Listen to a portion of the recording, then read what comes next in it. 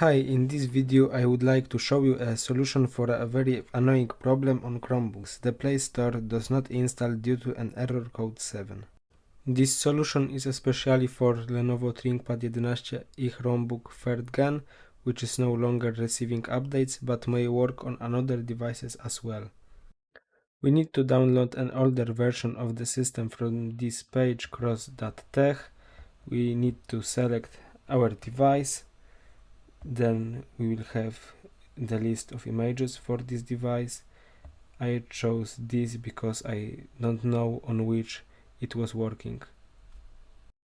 Then we use the Chromebook recovery utility to create a recovery flash drive.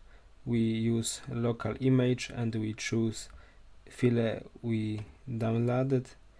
Then we choose pen drive and then it will create the flash drive. With our pen drive, we press escape, refresh and power button, and the device after a while will start to receiving a system. We follow steps and it will be done. We need to take power wash.